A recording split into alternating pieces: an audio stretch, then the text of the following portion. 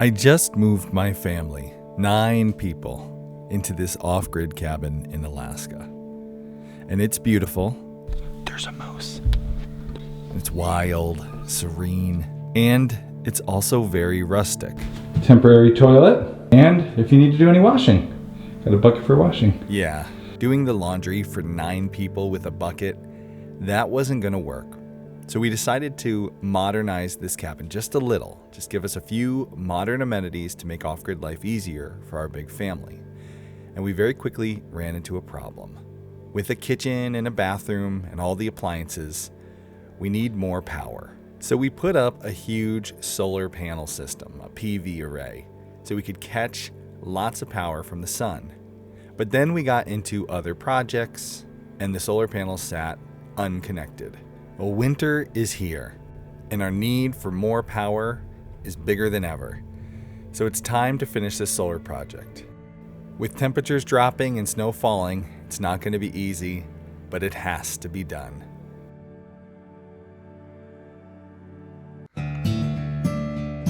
Your typical off-grid solar power system is made up of 3 parts: your PV array, your inverter/controller, and your battery bank. You've already seen us install our PV array. Today it was time to get the inverter, controller, and battery bank set up. Now we can't just put the inverter, controller, and battery bank outside in the elements. We need to protect them. So we needed to build a shed to put them into so they'd be protected, and then we could attach them to the solar panels.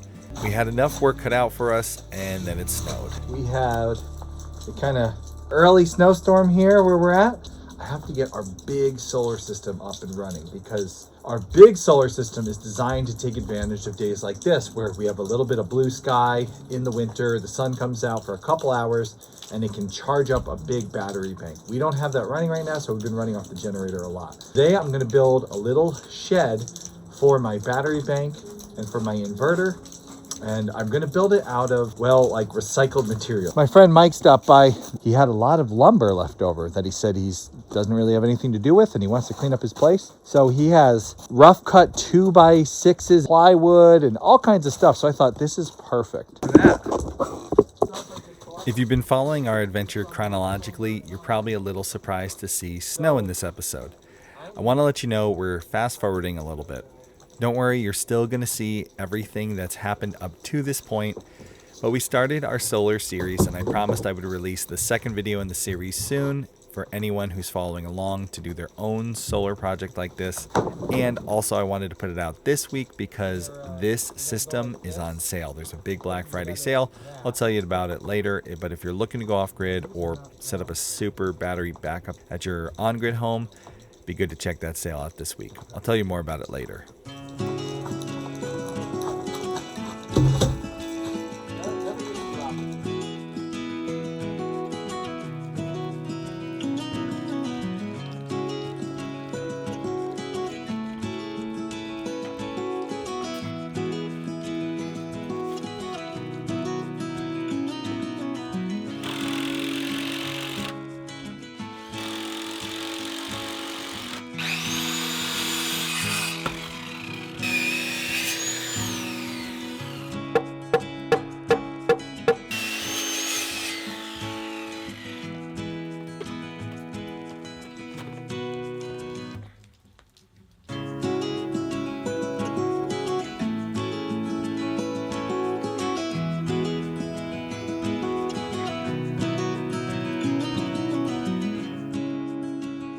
We're building this solar shed close to our solar panels for 2 reasons. First, the closer you put your solar equipment to your PV array, the shorter your wires, and that'll save you money.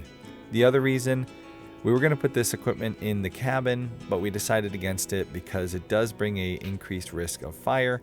Figured we'd put it down in its own shed where it wouldn't be near our cabin.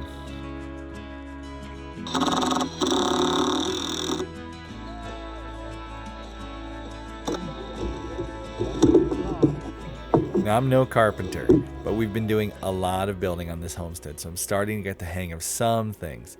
And it felt really good to see this little shed come together very quickly. We managed to get some studs up, some rafters on, a roof, and some walls. At that point, we had to call it, but I was pretty happy with the progress we made for day 1.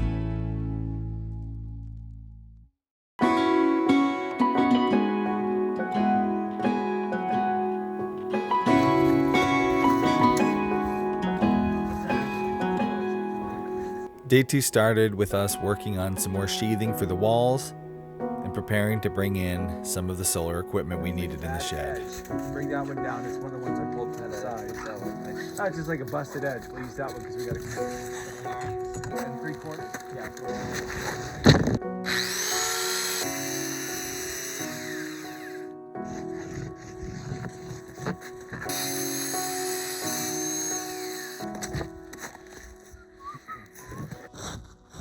Yep, that'll work. Just go up as high as you can. Good.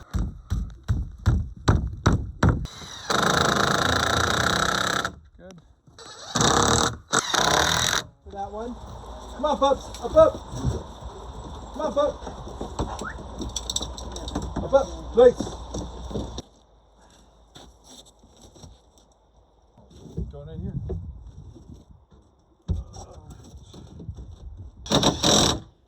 Yep. And now, With the sheathing in place, now it's time to set up the battery rack. all in on that. Be there for support. Oh, line down first. Stand her up.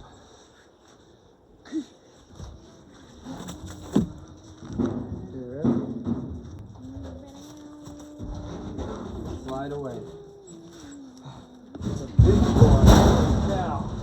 Aw, he's so comfy. Okay, I was really enjoying this shed build because it was like I didn't have to overthink things and I could just build it really quick and it was all going to be, it was just fun. I was like, oh, let's put it together and it's all great. What I should have done was overthought things a little bit because I'm trying to fit this giant thing in here and the inverter and I'm playing like Tetris now, and the only way to get this all in and working good is to turn this one this way and then have the inverter here hanging there, which works great except for where I put my brace there. So what we're going to do is not a big deal. I just got to move this one support over a little bit. It won't affect the strength up top at all. It's fine. It's not a big deal. It's just annoying because if I had just thought ahead and like measured everything, overthought a little bit, then this would be over 2 inches and this would all have worked the first try, but whatever. So I'm going to loosen this guy. He's not in there too solid.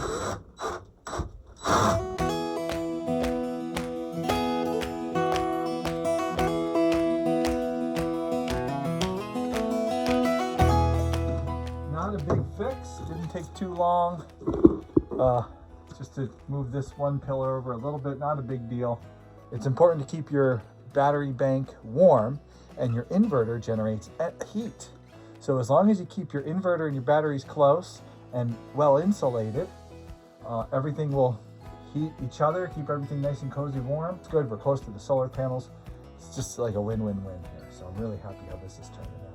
All right, now I'm going to put up my thing I'm going to mount my inverter to. It's really heavy, so I'm going to build like a special mount right here so I can put the inverter here, and that'll keep the heat right near the battery bank, which is going to be great.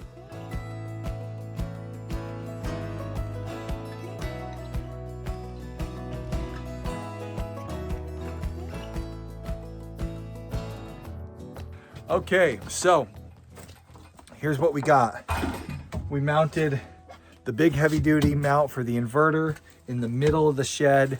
I built this really super duper strong rack because it is a very heavy inverter. So that thing is attached there. I got this lower bar here to attach the lower brackets to. We're gonna hang the inverter, then we'll put the brackets on, get everything snug and secure, see how it fits. And then we can put the batteries in and then we can wire it all up and we will have ourselves a huge solar system upgrade. All right, so I've decided after building this out and really feeling it all, I want to put one more layer of security and strength into this. So what I'm going to do is I'm going to put a piece of 3/4 inch plywood across this whole thing, lock it all in, and really solidify the whole thing. So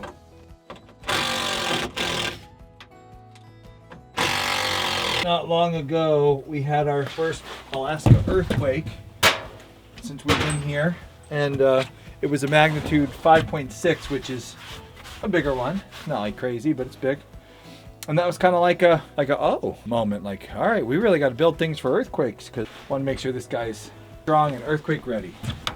I went to grab a piece of 3/4 plywood, and that's when I was ambushed. Oh man. Fingers.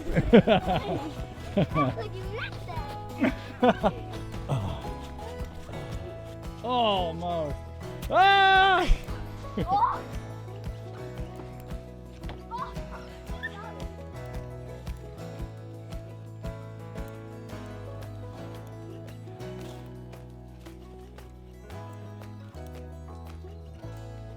Woo.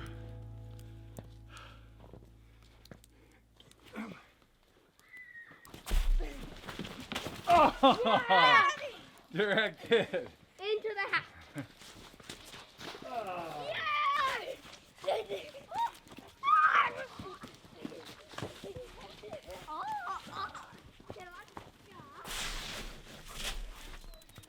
Plus boy. What? Yeah. We're kidnapping you. Alright. Are they on film? Yeah. So, we're gonna make a snowball.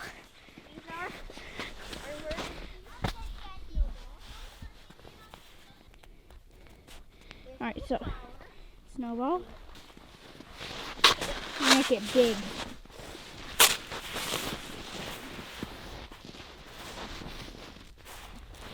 It's almost, this is done. Alright, so, snowball. Hi. Oh! Ah!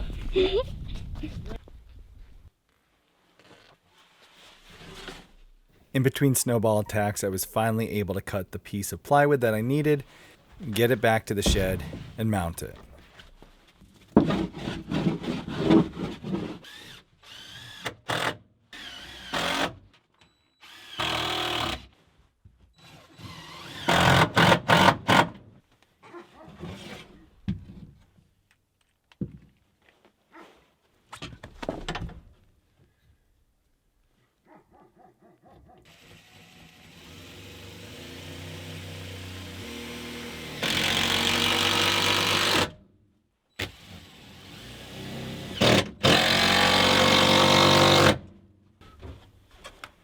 All right, that is in there great. I am going to be done today because the weather is just not cooperating. I don't want to hang up my inverter and have it get all wet. I don't want to put my batteries in and have them all wet. When everything dry out a little bit, it's going to be dry for the next couple days, hopefully. So, There's something so nice about working outside in the cold and then coming in to a fresh baked treat. That'll be too much.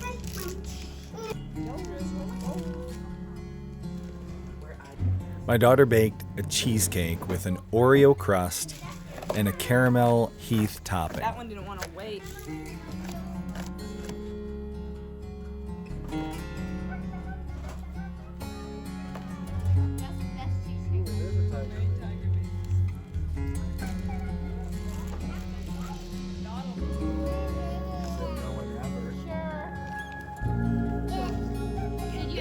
Go away. Don't say I never gave you nothing. Getting them. Or is she aiming the camera down? crapping. You want to see?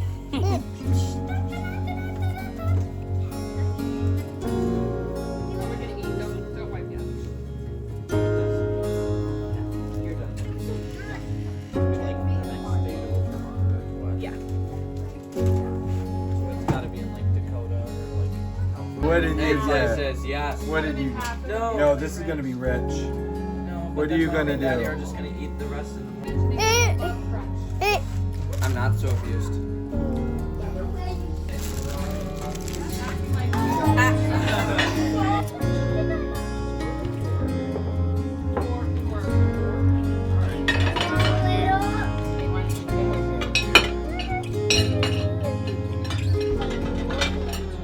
Toffee cheesecake, caramel Heath, caramel Heath cheesecake.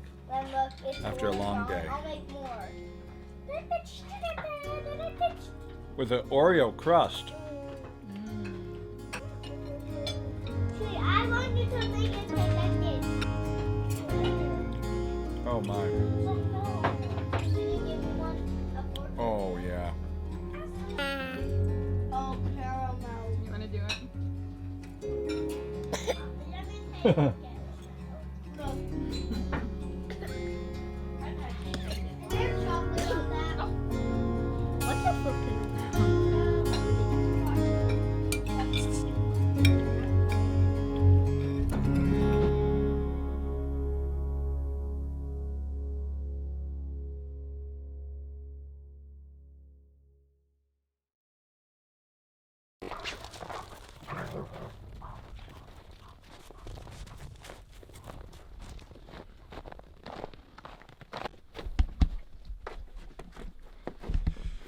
Wanted to check this time of year.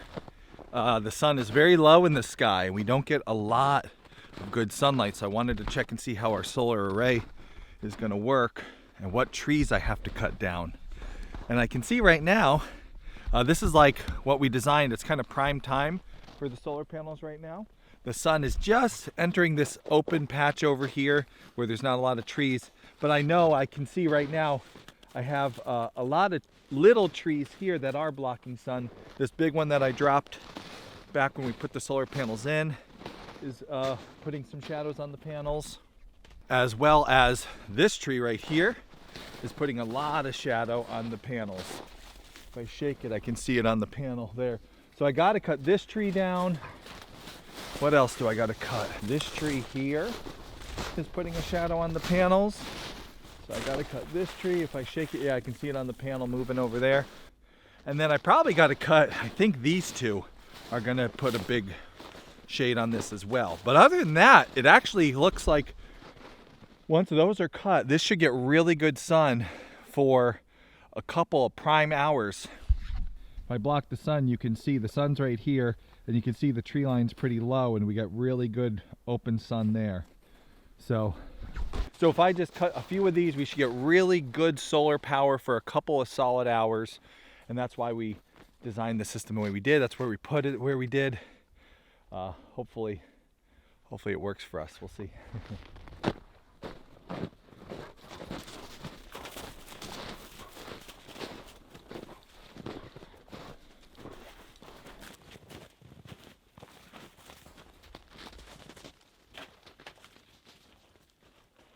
Get it up on there. I think I can grab it like by Today it was time to hang the inverter controller.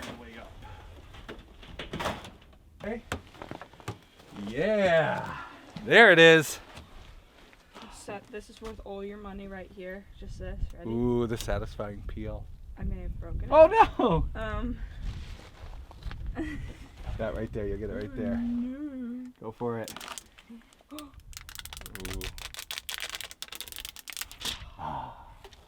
All right, get a new one. This one's spent. Yeah. That's why we got it.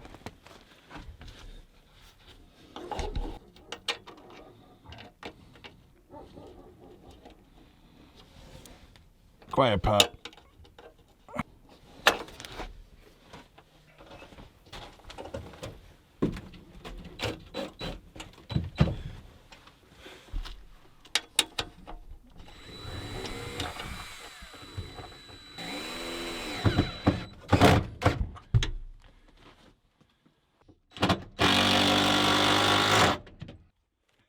Now it's really important when we're operating this system to keep the equipment, especially the battery bank, warm. We don't want it getting too cold in this solar shed. The inverter will produce heat, but that heat will disappear really quick if this shed isn't insulated. So I brought in a specialist to help me insulate this solar shed. And she was really excited to have the opportunity to work with me. I feel like it's a survivor challenge. I am not the person who's good at puzzles. Or working with my husband. That's true. This blue foam, this insulation is so expensive. So we're trying to use every piece of scrap we have to insulate this little shed. My job is to make it make sense.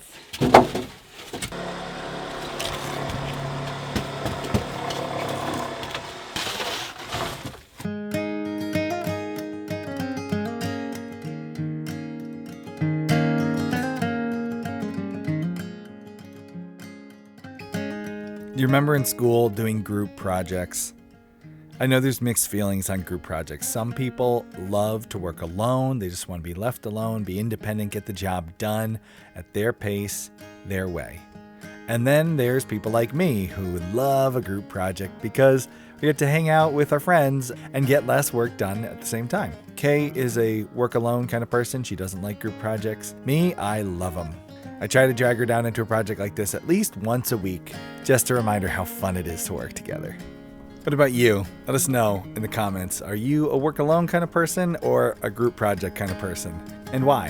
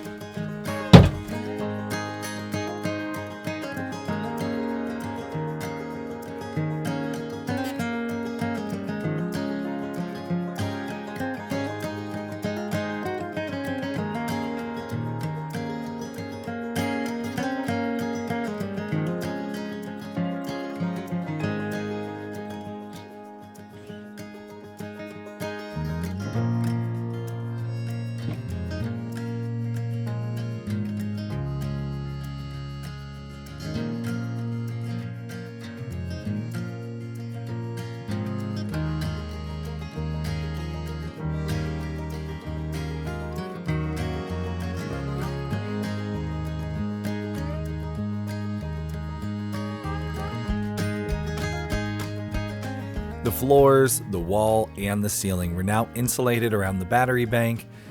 It was time for us to move the batteries down into the rack, and I can't stress enough just what an amazing feeling this was to finally move these batteries into this rack, their final location. You see, each one of these batteries is really heavy, 99 pounds.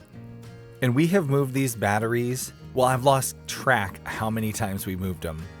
They were shipped to our farm in Pennsylvania, but the delivery truck couldn't make it up the driveway, so I had to use a tractor to pick them up and move them up to the farm, where we unloaded them in our pole barn, where a few weeks later we reloaded them back onto a trailer and we drove them across 2 countries out to Alaska. We unloaded them off that trailer and into the cabin, where they stayed for a long time until we were needing more space in the cabin, and we moved them out back into a trailer where they have been waiting to be loaded up and put into this battery rack till today. We have carried these heavy batteries so many times to finally put them in their final place inside the rack, inside the solar shed, just feet away from the installed solar panels. Well, this feels like the long journey is finally coming to a close, and we are almost to the point where we can start reaping the benefits that lugging around these heavy, heavy batteries will bring us.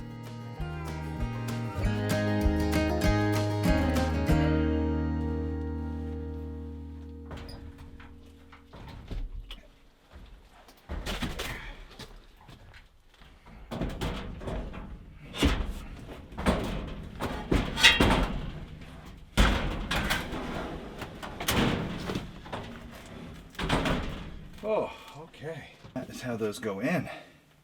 They are heavy, for sure. So make sure you have help or are capable of lifting them yourself. I'm not so sure I am. All right, so they slide in just like that.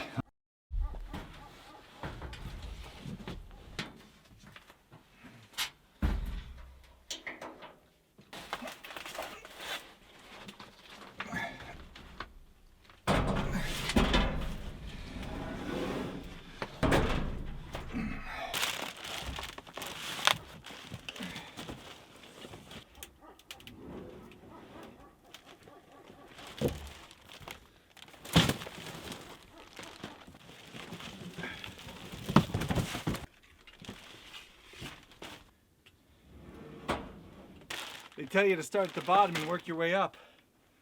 Whew, kind of wishing I hadn't. Kind of wish I'd started with the top one, because I'm losing energy. And it's getting harder and harder to lift them up high.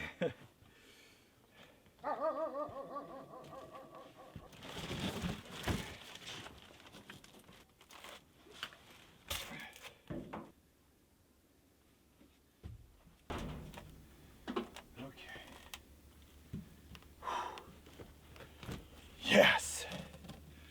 Whew. Got it. Another badge in my off-grid merit badge vest thing. Okay, let's talk about our off-grid power, our off-grid solar system. I want to tell you a little bit about this Homesteady kit. This is a kit that we put together with the help of Santan Solar and their geniuses over there at the engineering department. We went to Santan and we told them, hey, this is what we need off-grid. We have a big family and we do have a large amount of power required to run our life. So we need to be able to do washing machine and a dryer. We need to be able to do a refrigerator. We need to be able to run the computer and the internet. There were just some things that our life had to have for us to be able to come and live off-grid in Alaska. So I told their designers everything, and I was working with Jason. I told Jason everything that I needed at this cabin, everything I needed to run, and he designed this kit. Now you might be thinking that's special treatment for us at Homesteady. Nope, if you call up Santan today and say, hey, I need a system, they can help you design your system. That's one of the reasons we chose to work with Santan, is they will help not just the YouTuber, but they'll help everybody design their system, which I just think is fantastic because not all of us are electrical engineers. The way that a solar system works, you have a couple components that you may need depending on your power needs and desires at your off-grid homestead. So the pieces of the puzzle, you have your PV array, you have your batteries or your battery bank, and you have your inverter. The PV array collects all the sun's energy. Photovoltaic cells, right? So our solar panels, in a previous video you saw us build a PV array, our entire PV array. Each one of our panels is a 400 watt panel and we have 20 of them. So that is an 8,000 watt system. So that's a pretty good size array. You can grow that. We could grow that here with our system, but for now that's gonna, I think, take care of most of our needs. Now in this system, we have a battery bank which is being maintained by this inverter. What an inverter does is it turns the electricity current coming from your solar panel into something that you can use in your house to plug your normal plugs into. So those normal plugs that come on the end of your refrigerator and your computers, not 12 volt like what you have in a car or a boat or an RV. An inverter turns this energy into something you can use to plug into your house. I'm trying to speak in very basic terms for those of you who are like me, don't really understand electricity much and just want to have some off-grid power. The battery bank stores the energy. You can have a single battery that you store your energy in, or you can have a battery bank where you wire your batteries together and it grows the amount of storage you have, right? So we have a battery bank that's built into this box in the back here.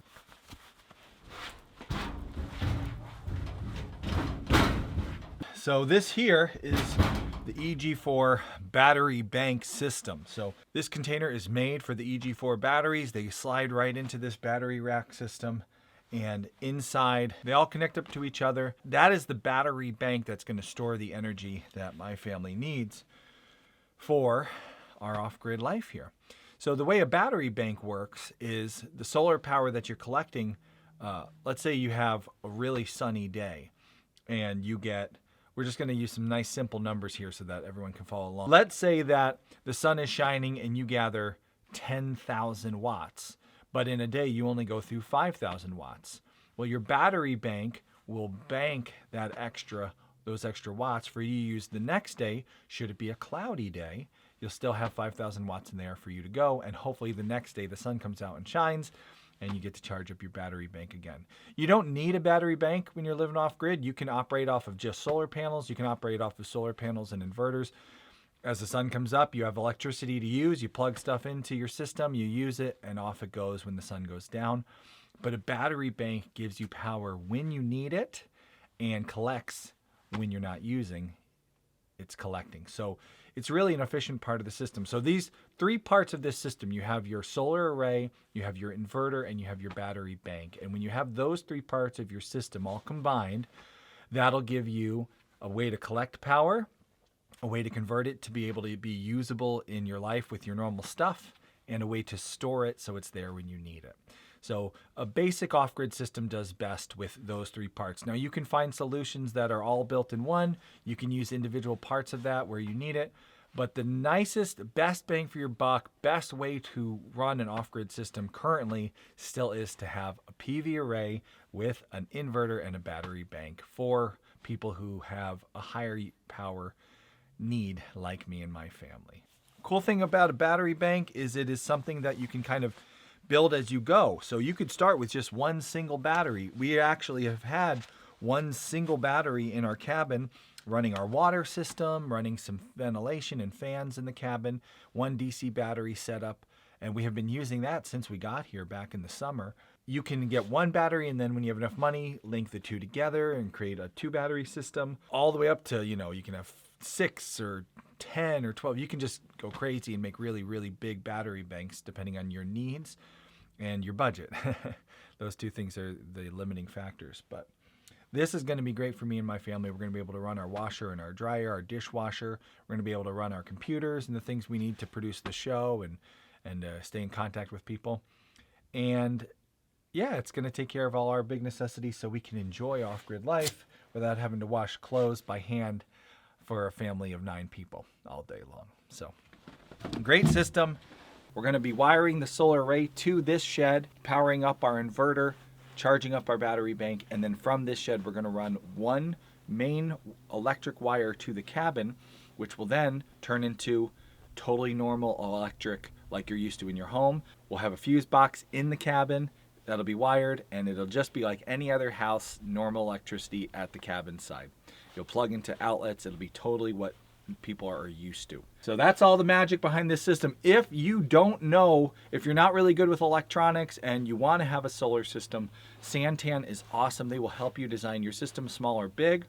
You can buy the Homesteady kit. It is all ready to go. You can exactly get what we have. If you have a large family and you want to be off-grid, or if you're on-grid but you want a good backup that can run your whole home, you can do your dishes with a dishwasher. You can run a washer and dryer. Like, this system is made for a big family who have a lot of electric uses.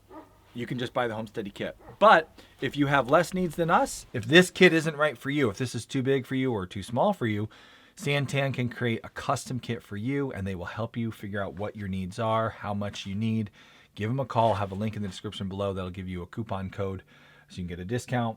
Great company, great customer service. We've had some issues with missing parts and things in shipping. They've done what they can to help us out, find the pieces that we need. Just been really, really great to work with, and we can't say enough good things about Santan. And they sponsored this episode and this season of our off-grid show. So thank you to Santan. Right now, Santan is having a great Black Friday sale, but even if you're watching this video later and you missed the Black Friday sale, I have my own discount from them in the description below. So check the links. You can get a discount on your entire solar system. And if you missed the video where we installed our PV array, click here to watch that.